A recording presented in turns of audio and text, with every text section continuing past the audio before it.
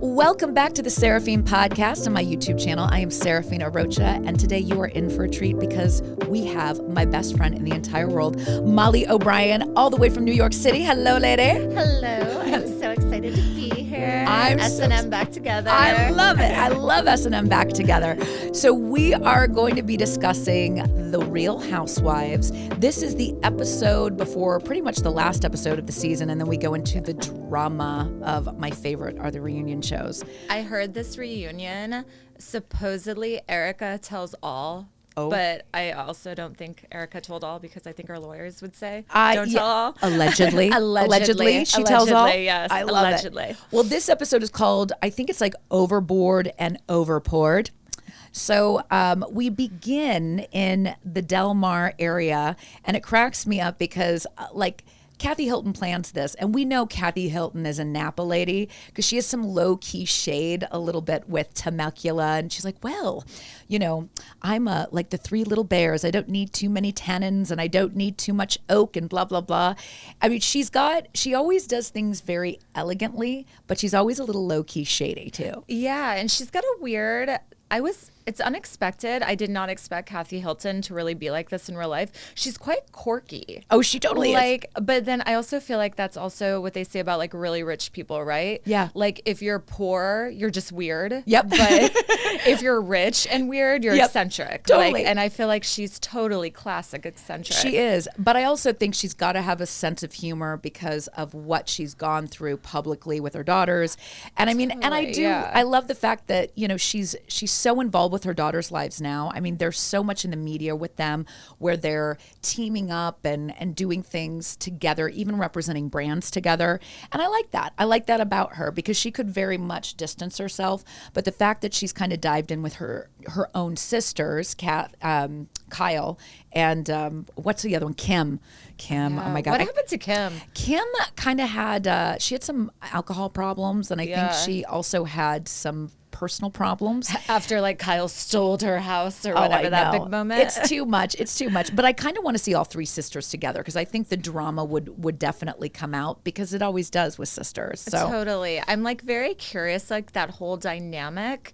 Because I remember when like Paris and Nikki were like, you know, the approachable Harrises, and they were like getting in trouble left and right. And then Kyle was always kind of like the cool aunt that would be on some like random TV show with Paris and being like, totally. like waiting for the spotlight. And then Kyle now has her moment. Totally. And her daughters, weirdly, I feel like are kind of, even her older one, Farrah, she works for Mauricio at the agency, and like she's got her like car boyfriend that does like the vintage cars.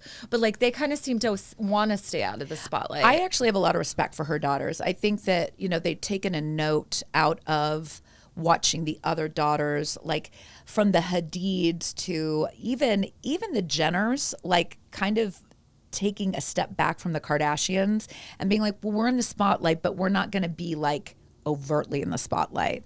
So it's interesting to watch it play out. I feel like this episode where, you know, it's starting out with this one, Kyle just cracks me up because they all go downstairs and they congregate, you know, to meet together. Everyone's like looking at their outfits.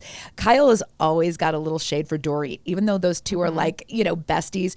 She's like, where's Dorit? Where is she? And she's like, oh, is she posing? You know, That's she goes kind up of my against the wall. favorite part of the whole show. It was so like she literally frisked up against the wall. And if you've seen this Instagram post, it is hilarious. Dorit and her, like, they're kind of like, what do you want to call it? Spice Girl ponytails that she's been doing all season. I can't get my head around it. I love her fashion. I mean, the girl loves a fucking label. Like, you know, if she's wearing like Louis head to toe or like Gucci, like she loves a label, and I kind of am here for it, but I can't with those hairstyles. No, also, you're a grown woman in your 40s. And you're in pigtails all the time.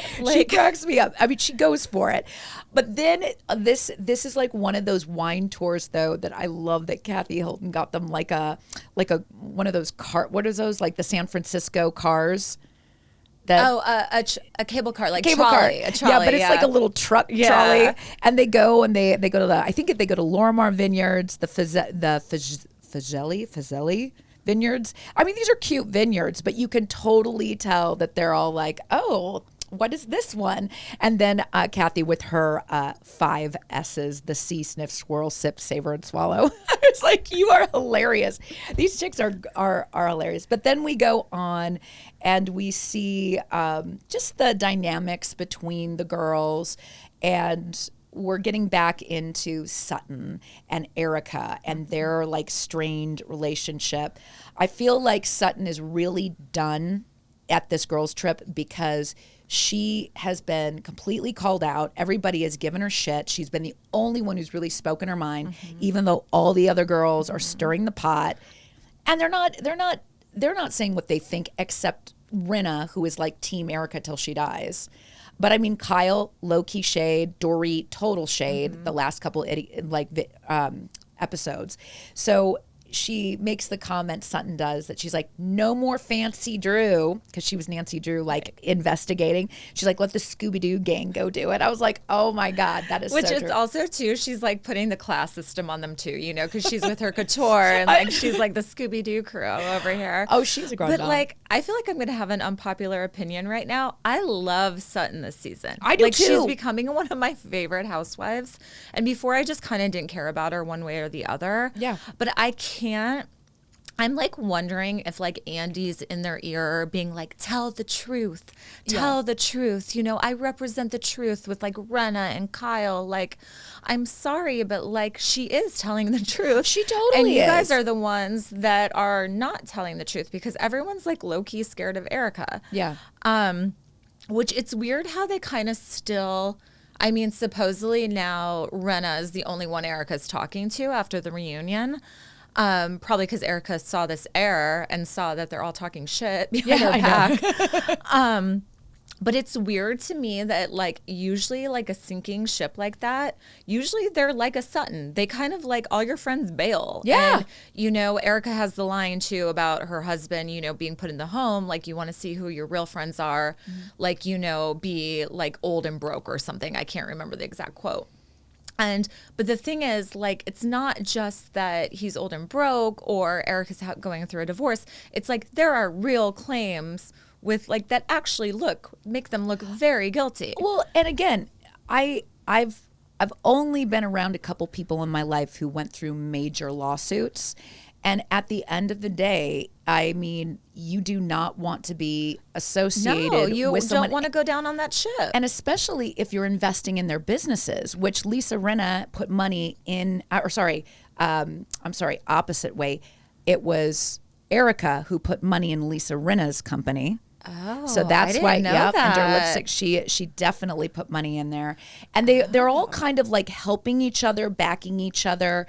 A lot of tax write-offs, a lot of charity events, a million LLCs, totally. You know? And I mean, at the end of the day, you know, your hands go up in the air because you're like, well, I mean, she's my friend, but I'm not screwing over, you know, people who are owed money. I mean, and some of these people are, I mean, they're single mothers. I mean, we're talking like the worst of the worst that he has screwed over. Oh yeah, the wives and children of like that plane crash victims. Yep. I mean, you can kind of like, I mean, I remember when I was in like elementary school, one of our neighbors went to prison and I was like, oh my God, did he kill someone? And he was like insider trading in like Houston. I mean, he went to like white collar prison. And we were like, oh, and you know, he comes back a few years later and like he is back at the country club. It's not like really that. But like with something like this, like you can't, it's one thing to steal from your company. People can kind of like look another way or like you're stealing from the man, you know, blah, blah, blah. But like now, I mean, you're stealing from victims. Totally. Like horrendous acts. Have you watched the documentary? Oh yeah. Yeah. That was, and I mean, it just spells it out for you that she definitely had to know something. A lot of it was filtered through her company. And then on top of it, I mean, I hate to say it, she has acted classless through this whole thing, from the overt, you know, Fenty, you know, oh, I'm a ambassador, thong pictures of telling people to lick her, blah, blah, blah. Yeah. It's so disgusting. And then even when she's with these women, I mean, she's talking in her voice, and then she's going in her long diatribe about, the car rolled 5 times and he has a cornea attack in his eye, and then someone came in and robbed him, and now he's in a home. And I'm like, it is almost comical the way she goes on and on. Like, if I on. hear 5 times, one more time. If I hear 5 times, 5 more times. But it's like, I always feel, I got this advice when I was younger, right? If like your boyfriend is giving you too many details about a situation, the dude's lying, right? Yeah. Because like usually if you have an excuse or something, you're like, oh, sorry, I couldn't make it. I got stuck at work or like this. But if you're like, I got stuck at work. I tried to get out of, I timed out 3 different times and they kept pulling me back. And then I fell 5 times down the stairs and then someone rescued me. I mean, like, there's no reason to go into that much detail. And also, too, like, how many people have you known that their cars flipped? No, well, and I mean, honestly, it's Kansas City. And I've then known in the a few, snow, but I mean, they're in California, I guess, on his way back from driving to check on something. I don't know. It's too much. But I have to laugh because this whole little vacation scenario, you see, again, this dance of people wanting to talk about it, but then they all start kissing her ass to a point to where, like, I love Garcelle. She was like, what is this? Everyone's like, you're so strong, Erica. You're going to come out on top. You are really going to go. You've just a new side of you, your positivity. And she's there with her glam squad telling her how amazing she is, where I'm like, okay, so how much money did you spend on all this to come meet your girlfriends out at a deserted hotel during COVID and then just sit there like a woman on a fainting couch being like, oh, it's so hard every day. There's something new coming at me. I'm like, oh my God. And these women are an active audience. Oh yeah, they're drinking the Kool-Aid. It's nuts. Why do you think that? I mean, because they know. I mean, Dorit and Kyle definitely. Yeah. I mean, they had their conversations with their husbands. Why do you think that they're playing so much face? Why are they giving her so much face? I can't figure that out. I keep thinking about it. I love when they're on the boat, and like I just love Sutton's facial expressions, and like you said with Garcelle too, because they're the ones that are like, am I in the Twilight Zone? Like, I can't figure it out. The only thing I can think of is because I mean they're all rich, they're all like, like Lisa Rinna, Harry Hamlin, like are a lot more famous than Erica. The thing is, I'm trying to like, I remember when she first came on the show and she was doing, her very gay clubs and, going through that house scene. And I remember them all going to see her perform. Mm-hmm. It was like it's expensive to be me. Yeah. And like, they were like going crazy. And it almost reminded me of like, if you look at any suburban area, wherever in the world, like if you look like a typical housewife where they're supposed to be housewives, but let's face it, none of them are. If someone that comes in that you think is really cool, it doesn't matter if they're richer or prettier, but you're like, oh, that girl is really cool. She's doing this. She's being, rolling around with her legs open where I'm kind of a little, like, she has her alter ego. Yeah. And I feel like it's almost like kind of they are the freshman at high school and she's like that cool older girl that talked to them. Yeah, and I can totally see that. That's the only thing I can think of. The other thing I think, too, is that they're smart ladies. I think that they sign contracts with Andy. They have to do photography for Instagram. They have to do appearances together. They have to be on podcasts. I feel like they know exactly like their shooting schedule. I feel like they're like, you know what? We're going to play nice here because we have to do all the things we have to. And then behind closed doors, and this is what kind of irritates me about the show, is that I'm like, if we're real, let's just be real. But you guys are all fake as a group, and then you disperse, talk behind each other's back. And then when you can just blow each other up because you don't know who's going to be hired next season, you go toes at the reunion because you don't know who's going to get fired. And then Andy also can give his little feedback to you too. I mean, I might be totally wrong, but I kind of feel like it's kind of that way because it's almost like they're acting. I mean, like the way they're Rinna all was acting like, at this point. With, it feels with her fake. facial expressions and like, even the moment when she's talking on the phone with Sutton and Garcelle, and Erica's like, I can hear you. Yeah. Even Rena is saying like about Erica, like the nicest things. I'm like, obviously, did she know? Like, yeah, it's called we're filming a scene and we're going to pretend that we're talking shit, but we're really not. Yeah. My favorite, though, is the true side of Erica comes out when we see her having this moment, and Sutton is like, you can tell she's bracing herself because she's like, okay, is she sincere with trying to create some peace with me? And then she's, basically telling her, I'm just having just this hard time and I needed to take it out on someone.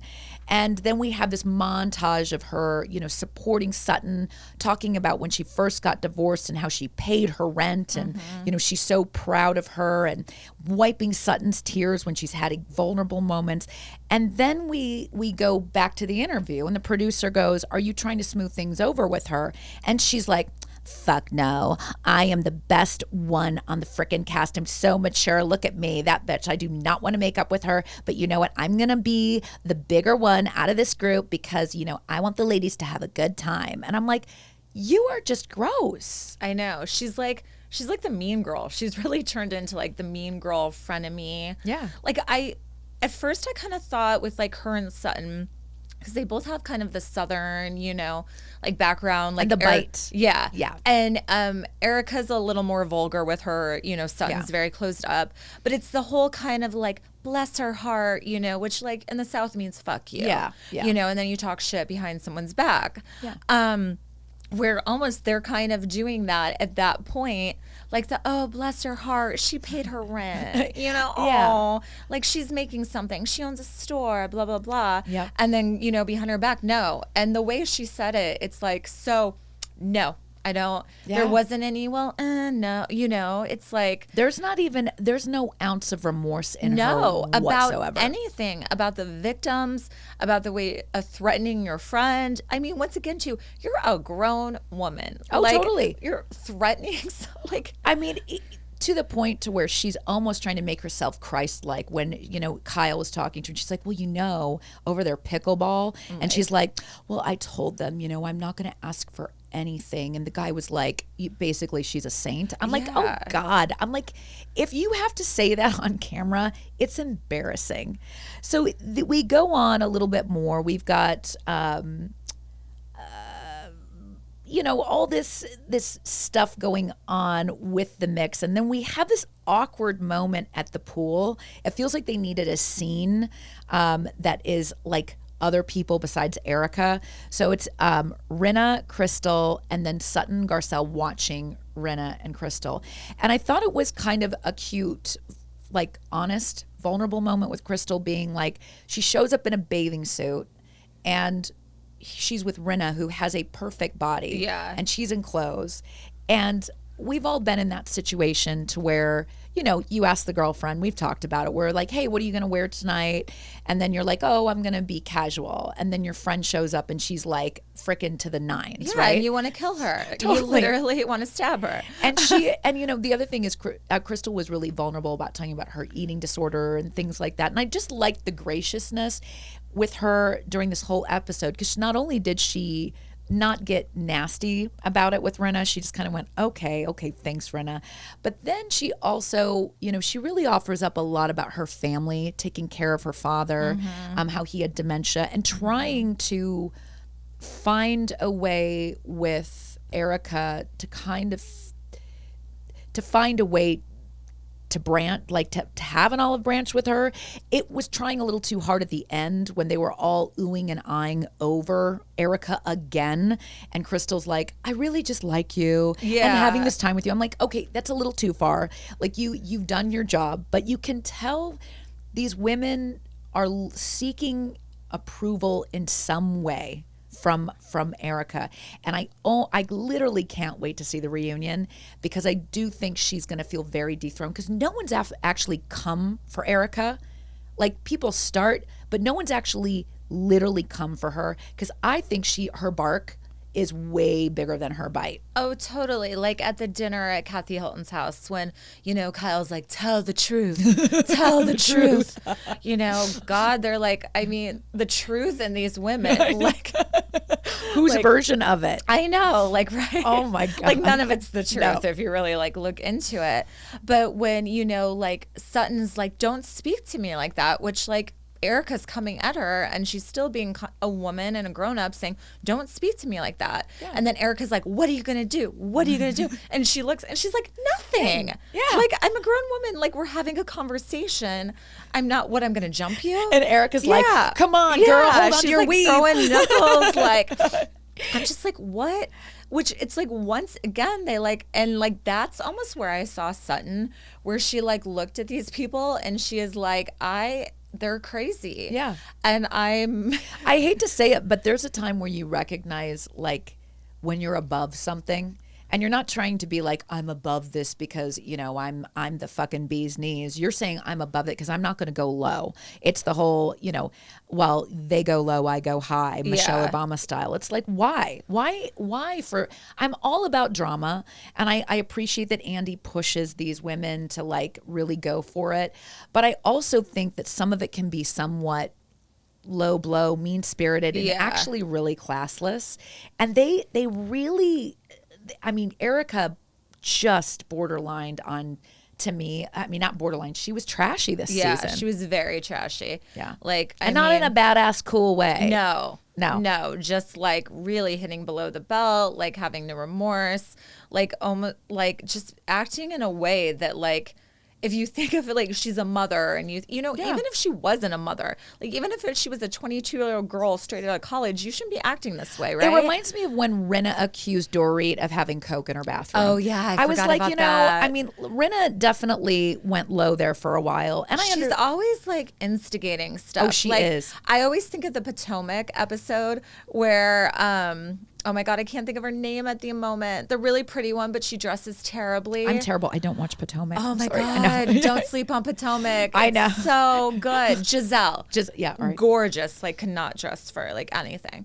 But she said about one of the others, she goes, I come in, I throw the spark into the pot, and then I have Ashley there to come up and stir it for me, But it's and so we true. all have, I mean, even me and you as friends, sometimes we know what's going to stir the pot with something, so one of us will set it up, and then the other one will finish it, totally. right? And the thing is that, the person who really did it like a master was Lisa Vanderpump. Yeah, she really Lisa did. could go in. She did it very cheeky. She'd always kind of be like, whoa, like I didn't want to take it this far. Yeah. But she like, would definitely. I can't believe this is what happened. But like Rinna, like just does it so blatantly. And then it's like she throws it in and then she sits there and she's like, oh, totally. Or there she'll pretend she's drunk. Yeah. And I'm like, you're drunk off that one drink. I know you're skinny, but like that's where I just feel like it's like, the show's been on how many million years? It's like 11, 12 seasons, something like that. And so many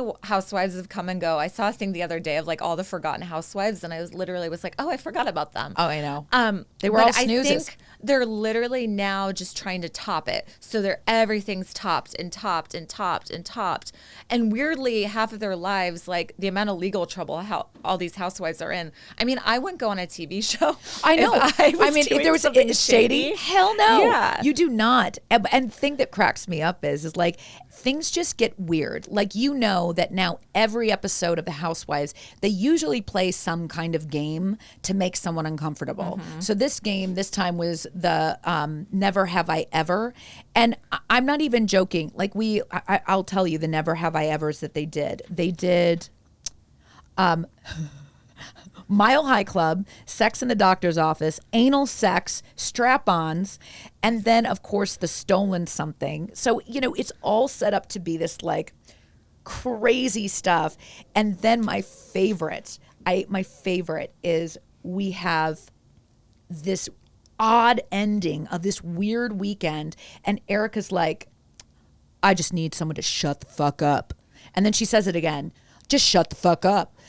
And this is in regards to someone putting on a strap on. Yeah, or having sex with her. Like, and I'm like, again, it's so searching and so awkward and weird. Like a lot of times these scenes that they play out, I'm like, even Kyle talking about the Mile High Club with, again, it just doesn't, it feels like someone was like, we need to end this episode, so we're going to do this, and we need to end it where Sutton doesn't feel very secure with Erica and her friendship. So then they add this weird little ad lib with "shut the fuck up." Awkward. It was so weird. Because I mean, and then they go to Sutton's facial expressions, that are like, and like, because basically she's telling Sutton to shut the fuck up, not the guy she's pegging or whatever. Yeah, but like, it's just so uncomfortable. Like, that's what it's getting like with so many of these housewives, where I'm there and I'm uncomfortable in situations where I'm like, I shouldn't be uncomfortable in situations watching a Bravo TV show. 100%. It's like, and then the other thing is, I wonder like if they have a rough scene that they know that they're going to go in and talk about, and that like 2 people got the memo and the other 3 are like, I don't know, because like half of them like try to fill in the conversation, and I'm like, where are we going with this? Yeah. So it was an odd ending to this. It was really odd, and considering there's only 1 episode left, I'm kind of like curious how they wrap it up. But I also feel like, I guess with Housewives, they don't really wrap it up, right?